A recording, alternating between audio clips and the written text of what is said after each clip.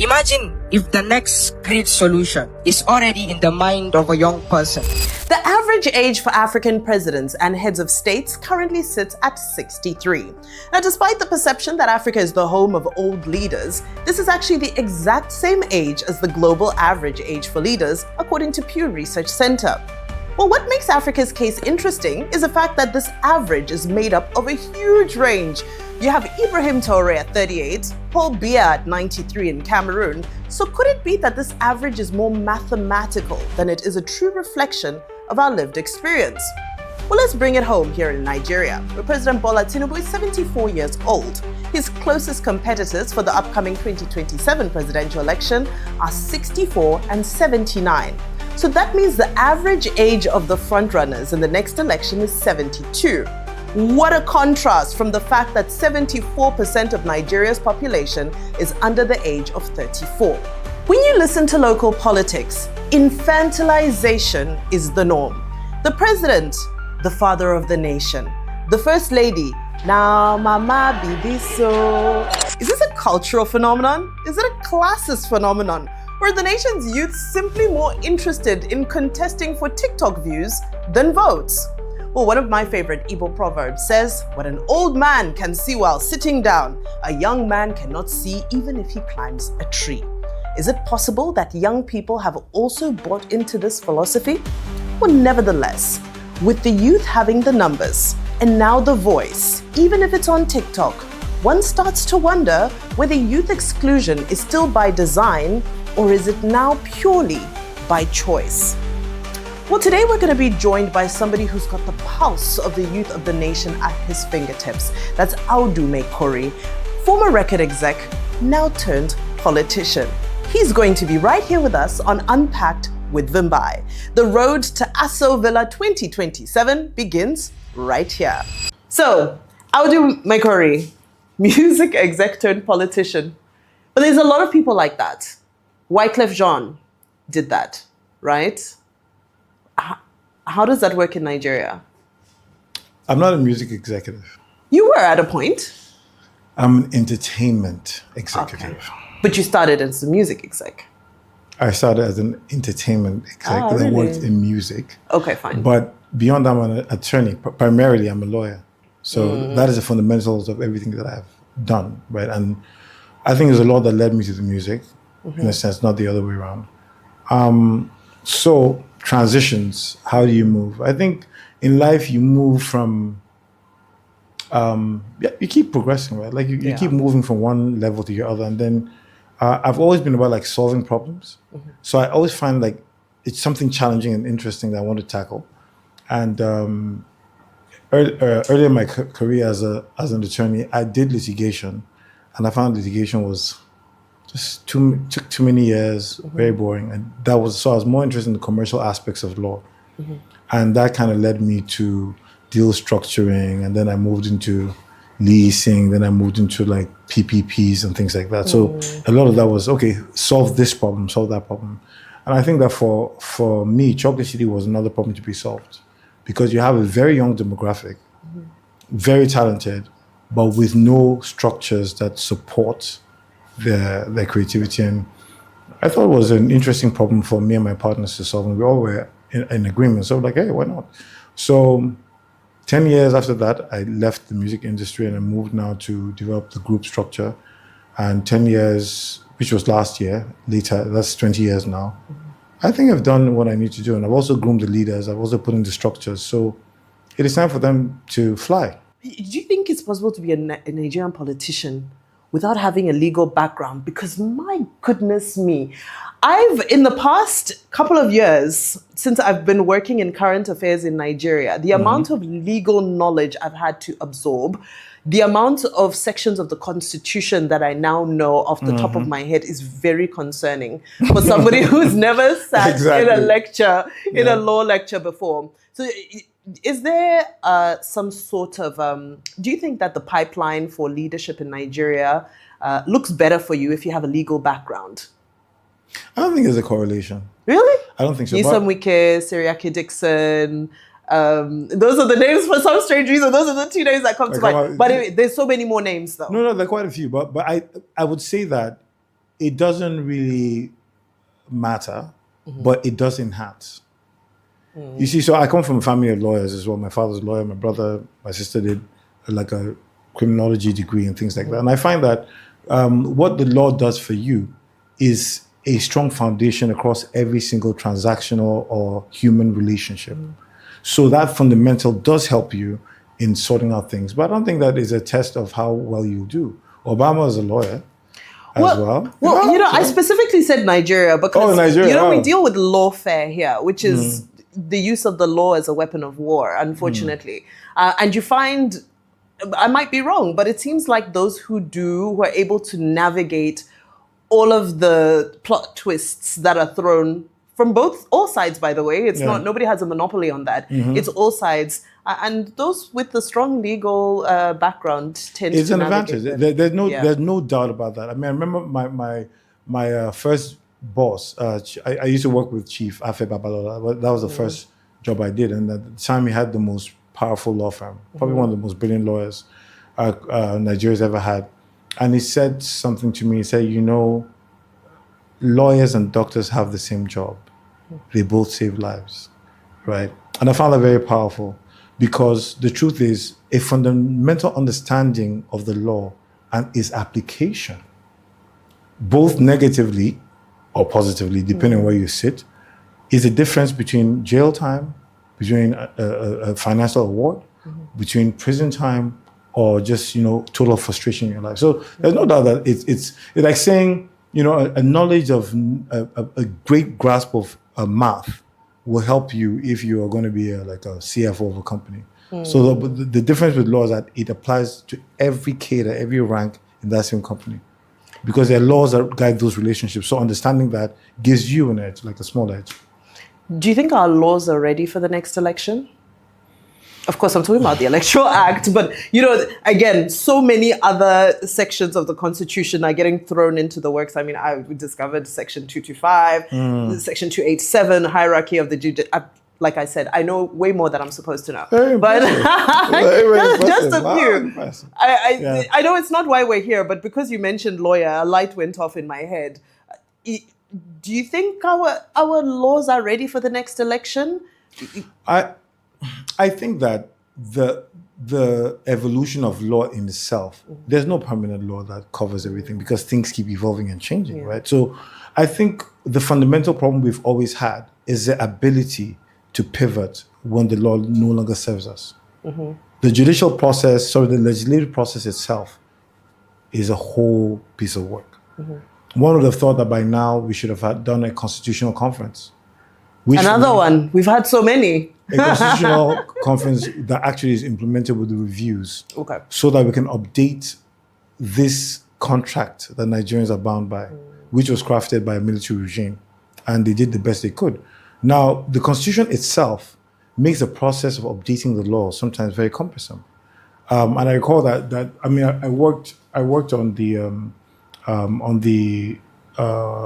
concession of the ports and the railways back in 2006 and 2007.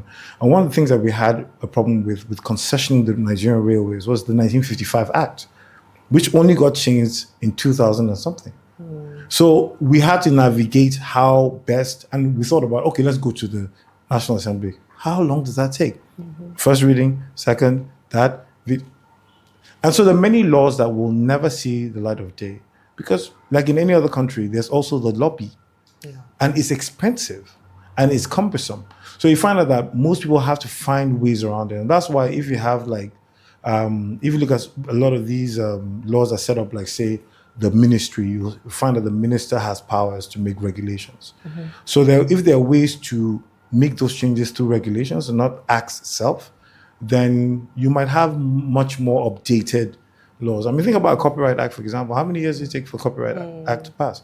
And many other competition bill. I worked on competition bill in 2006, right? Wow. And we know how the back and forth. So I would say that we must simplify the process of being able to edit or review those laws, because if they're cumbersome, by the time they are passed, maybe the time of the law has passed. True. So I think that's something we have to think about.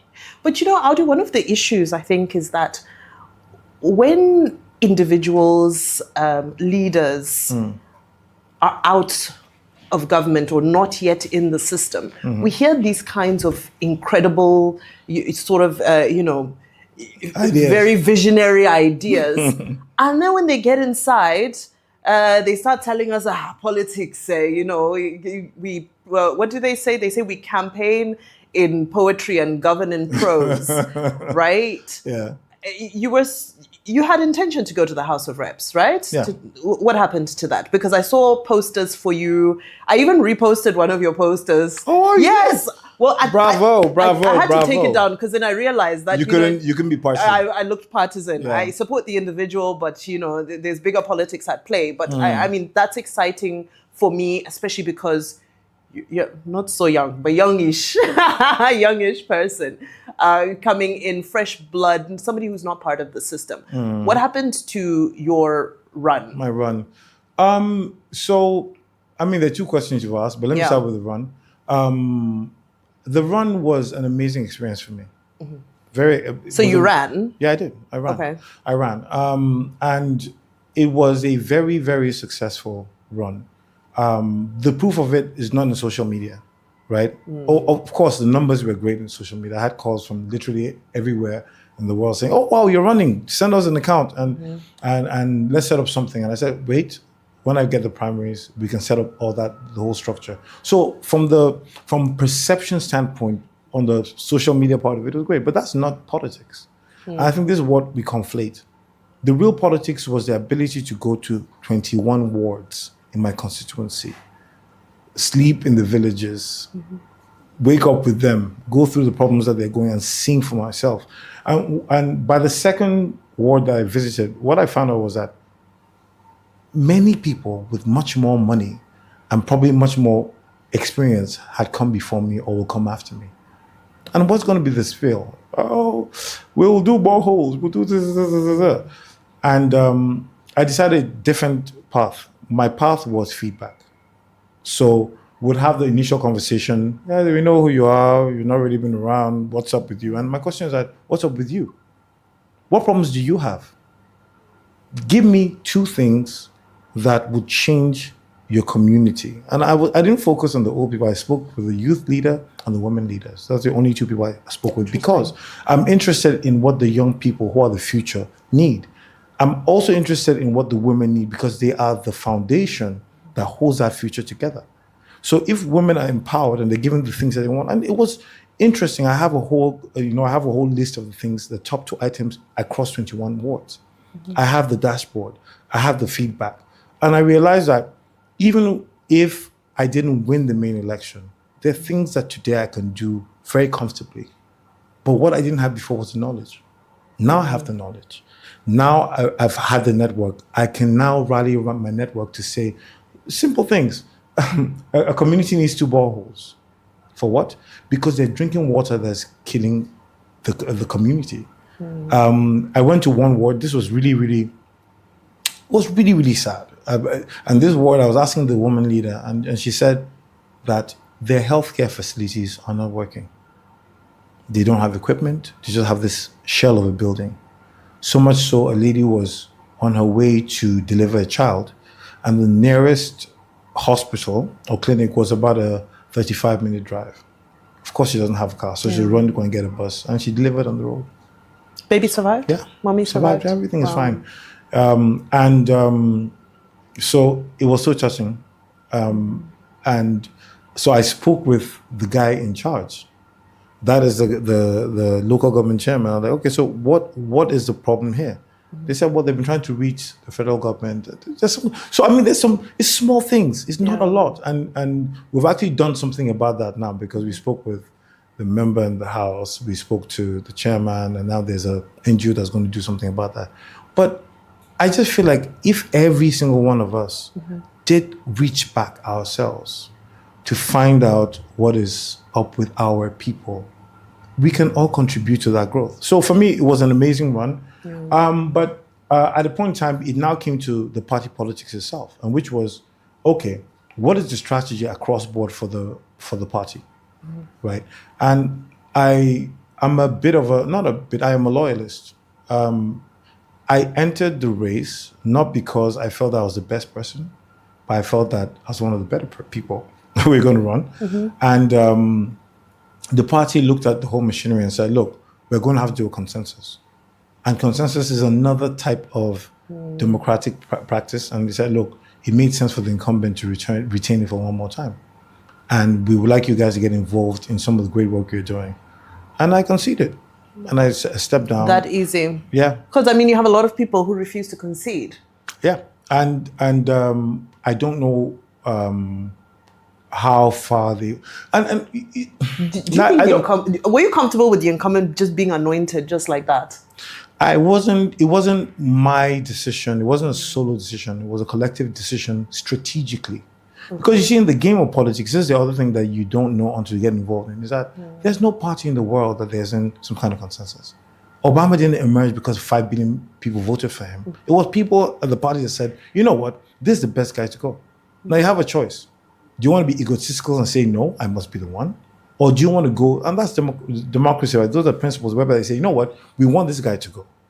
And me being me would want me to go, right? But if the other people say, "You know what, no problem, let's agree with this," then let's do it. Because there's always, you see, it's like going to the gym. You're building your political muscle at each engagement. You're only going to get bigger. But if you came only for your ego and you don't get it, that's why people leave parties. That's why people go and start parties, because they feel like, I must get the mandate. It's not a bad thing, but for me, I'm more about the collective. And if I can do a deal with the incumbent and say, "Look, these are the things I think you need to focus on," and he's promised that he's going to work on it, and the same thing with everybody, and we're going to work together, no, why not? So what'd you get out of it? What do I get out of it? Yeah. No, it's what the people get out of it. You see, doing politics is not, it's sacrifice as far as I'm concerned. I'm not the typical Nigerian. I've done pretty well in my life. I'm comfortable. I can afford things myself, and I've been able to help other people. But how do I massify that change beyond 200 people, beyond 50 scholarships? So and in our conversation with the governor really, he's an excellent gentleman. I'll be honest. Like, when you speak with him, you understand. I had a conversation with him, the first time was in 2023. Everything he said at that meeting, he reiterated it 2 years later. But this time, there was completion. And it was the same principle that if Kaduna is going to develop, it must be even across board. No marginalization. Where places have not been, I'm going to focus on that. And that's what he's done very well. Now, when you have a leader who is talking to you with facts and figures and proof of those things, that says, "You know what, we're going on this journey together. We want you guys to sit down and have a talk about it."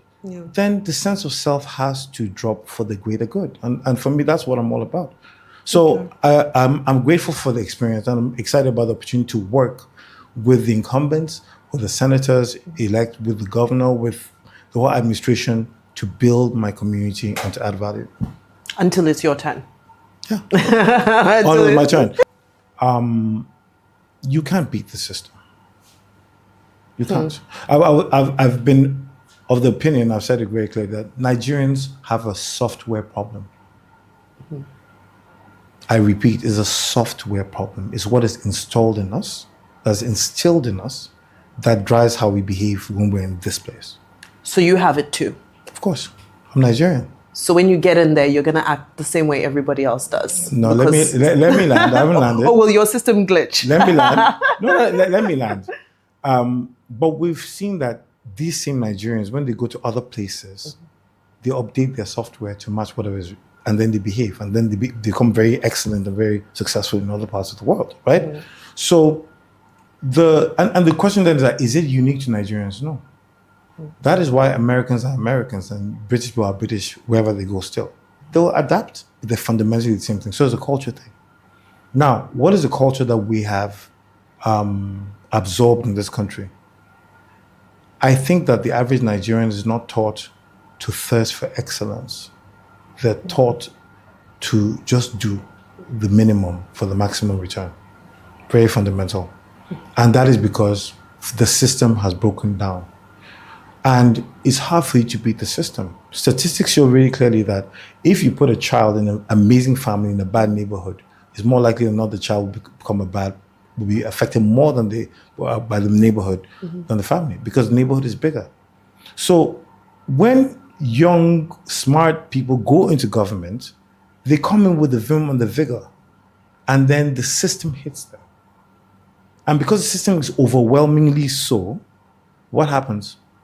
They either play the game or they get kicked out. And we've seen many examples in Nigeria where people have done that. And so, and Warren Buffett said this. He said, when a manager finds himself in an industry that has a reputation for poor performance, it's usually the industry that keeps his reputation. Because you're going to fall into a system that defeats you. So the question then is, how do we fix this, right? And I think there's about more people. We need more numbers of people to come into the system, right, and try and change things. And we've seen it happen. Think about Donald Trump. I talked about Donald Trump a lot last year. By March, I felt that he'd been in power for 10 years. I'm sure you felt that. By March of last year. I did. Yeah. He had done so many, he had changed the system so much. Yeah. And this is one man in a very, very difficult system to change like this. But what I used the example for in my mind was saying, so if Donald Trump can do this, and most of the stuff he did was, is not positive, especially when you think about racial equality and things like that. But he did that in 3 months. What if the good people took their power and did good for 3 months? How much more would our lives change? Yeah. And I took that as a personal challenge, even my organizations I'm involved in, saying, you need to do better. You need to take more control of the opportunity, but flip it for good and not use it negatively. And so that is it, is that we need to get in and change the system. And each time, so I'll give an example, like when I announced many people were upset. Why did you drop out? And somebody came and said, so what's next? I said, we go again. And they said, what, aren't you? I said, no, because power is not given lightly. Yeah. You have to fight for what you believe in. And if at the first sign of trouble, you go back, then guess what? You have to restart all over again. And so for me, I feel like people coming out with a clear agenda, with a different mindset should not give up, because the bad people don't. So, I mean, Audu, this sounds amazing. It makes for like a great TED Talk, and I'm really motivated and inspired. Yay, wow. right? Wow, but it's so idealistic. Like, why is it idealistic? No. Let's call a spade, right? Okay. You're fortunate enough to have been able to build a strong business. I'm not fortunate. It's not fortune. You have it's not fortune. What is it? It's not fortune. It's hard work. Yes, you've worked hard. It's mental. But I mean, listen, drivers work hard too, right? So people work hard. You can work hard but not work smart. No, you can also not have built yourself. And so I wouldn't want you to make it like a roll of dice thing. No. It is for you to survive in Africa. Hold on. Building a business for 20 years into a multi-million-dollar conglomerate is not luck.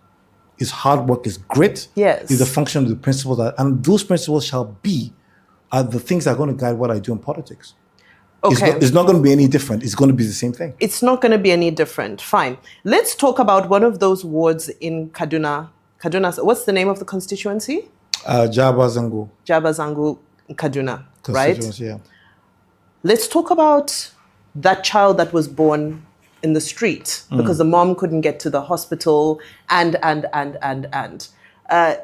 Fast track that child's life in the next 20 years. Let's even give him 30 years, assuming he is a young man, he's a boy, right? With a population of over 200 million people and the percentage that is sitting in the position that you are in, we have to account for the fact that it's not just hard work and grit that make for success in Nigeria. Do you disagree with that? I agree with that, but not with Nigeria. I agree with the principle, but don't say in Nigeria.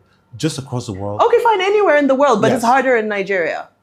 Harder than what? Than other places? Look at the situation now, right? How much access do we have to schools? How much access do we have to running water? Just the basic things. You were talking about boreholes. People are dying because there's no clean water. So the odds are somewhat stacked against, Of course, right? of course. And there's a presidential candidate, it's even Peter Obi, who says he wants to build a Nigeria where the son of a nobody can become a somebody without knowing anybody, right? Yeah, I'm here quoting Peter Obi for you. Actually, that's Aminu Kano.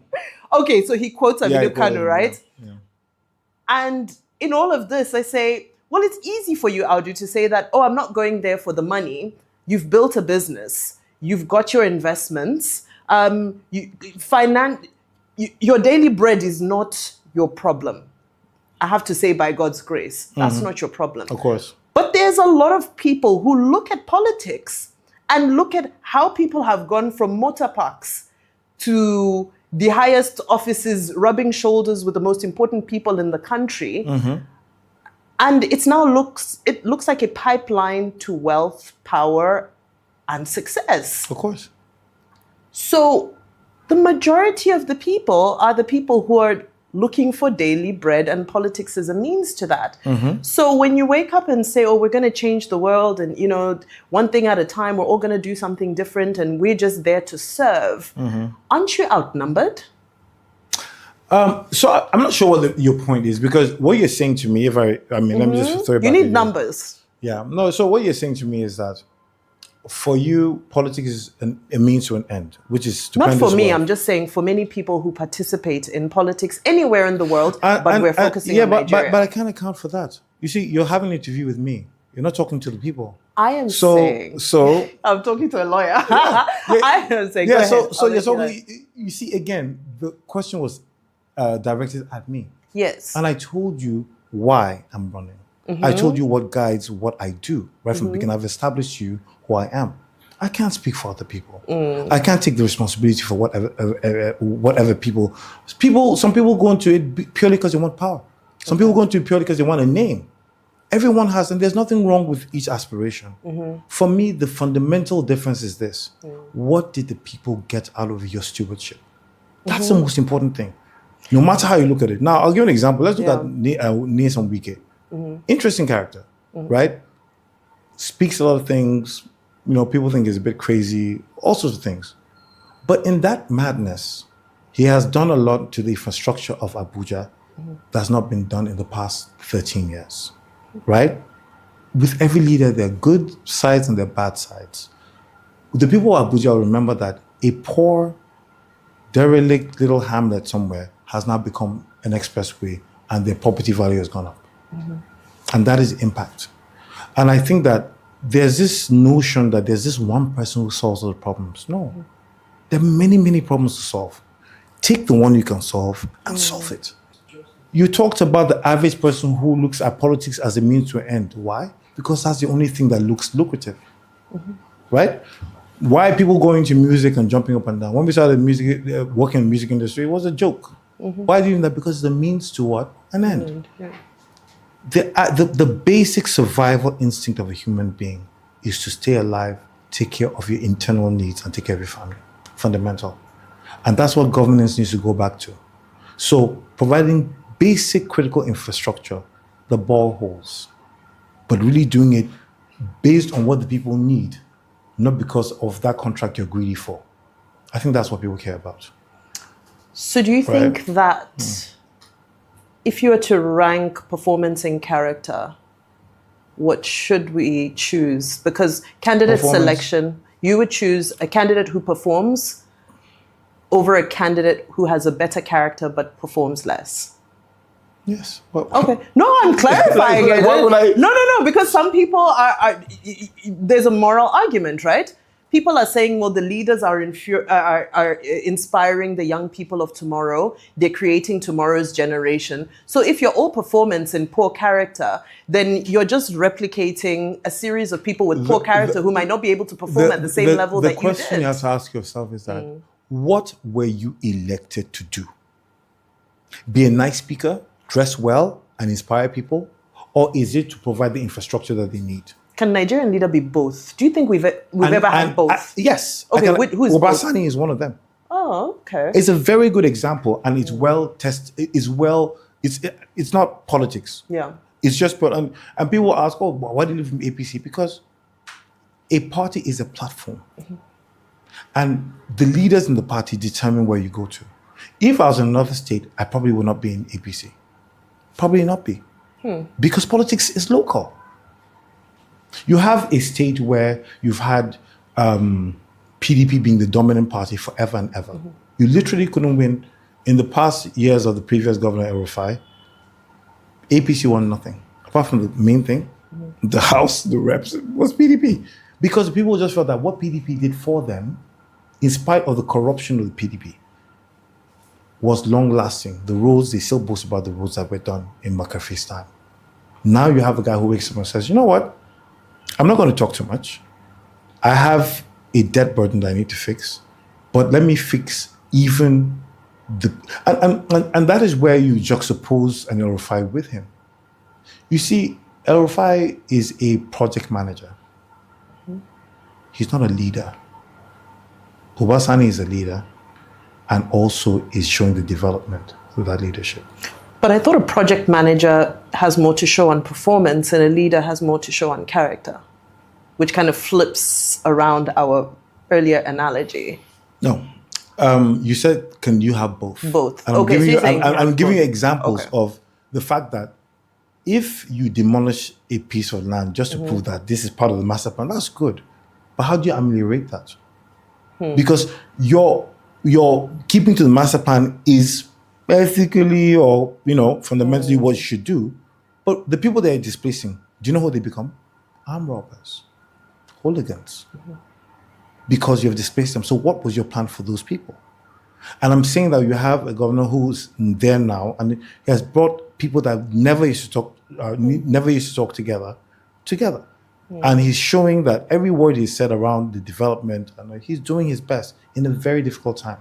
So I'm saying that it is possible. And in the past, we've had states as well that did very, very well individually.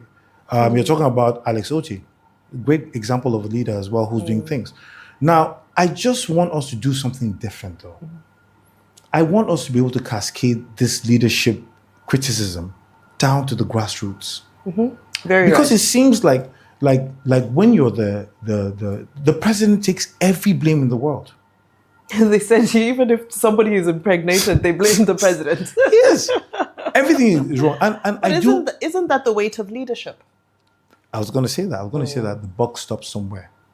But that doesn't mean that because the head is the leader, the legs and arms don't do their work.